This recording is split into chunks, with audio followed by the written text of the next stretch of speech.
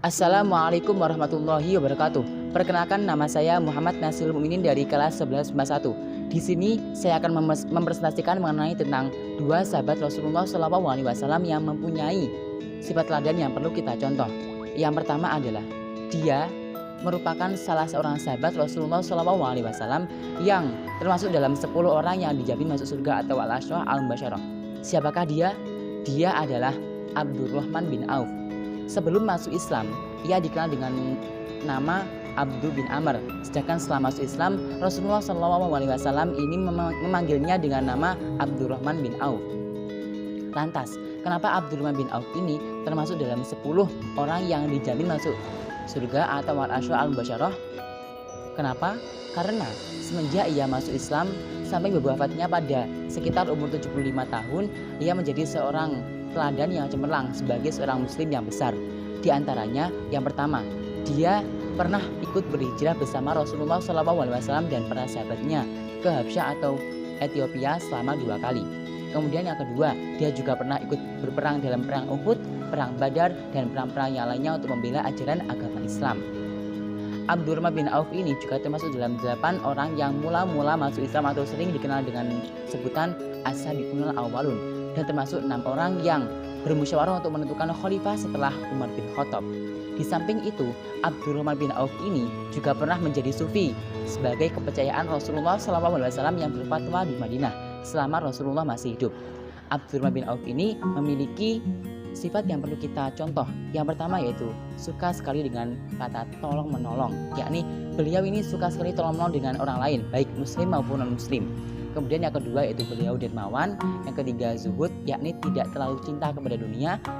Yang keempat yaitu selalu berusaha dalam keadaan dinamis. Nah, sahabat yang kedua yaitu dia dahulunya itu seorang perampok. Nah, siapakah dia? Dia adalah Abu Dzar Al-Ghifari.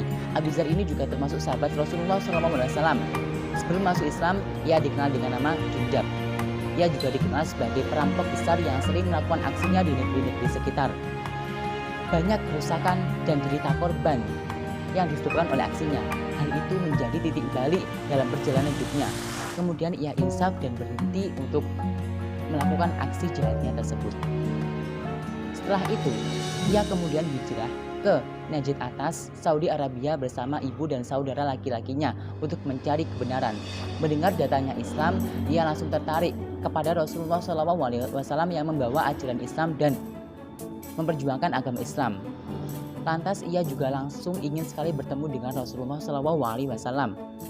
Saat itu Abu Dzar berkesempatan bertemu dengan Rasulullah SAW dan saat itulah ia masuk Islam dan menjadi salah seorang sahabat Rasulullah yang gigih berani untuk membela ajaran agama Islam. Saat ia mendapat kepercayaan dari Rasulullah, Abu Dzar ditugaskan mengajarkan Islam di kalangan sukunya, meskipun tak sedikit rintangannya. Tetapi misi Abu Dzar ini termasuk digolongkan berhasil ya, karena ia berhasil mengislamkan keluarganya dan seluruh sukunya yang dulunya itu suka merampok. Dengan hal itu, Rasulullah sangat menghargai perjuangan Abu Dzar dalam mengembangkan ajaran agama Islam. Ia juga merupakan seorang penyayang duafa atau pelurus penguasa. Apakah maksudnya? Dulu, sebelum Islam, ia suka merampok dan membagi dan suka membegal orang bangsawan. Sementara itu, harta rampasan dari aksinya itu diberikan kepada kaum duafa atau orang-orang miskin. Prinsip hidupnya yang sederhana itu tetap ia pegang di tempat barunya, maupun sebelum Islam ataupun setelah Islam. Namun, ia menyaksikan Gubernur Muawiyah yang ada di Syria itu hidup bermewah-mewahan dan tidak memperhatikan rakyat yang miskin maupun orang-orang duafa. Abu Dzar membangkitkan masa perlawanan terhadap Muawiyah. Keberanian dan ketegasan sikap Abu Dzar dalam mempertimbangkan ajaran agama Islam di Syria ini mengilhamkan tokoh-tokoh yang bermunculan atau tokoh-tokoh Islam selanjutnya, yaitu Hasan Basri, Ahmad Hambal, Ibnu Fatimiyah, dan lain-lain. Hal ini yang dapat saya sampaikan, kurang lebihnya mohon maaf. Terima kasih. Wassalamualaikum warahmatullahi wabarakatuh.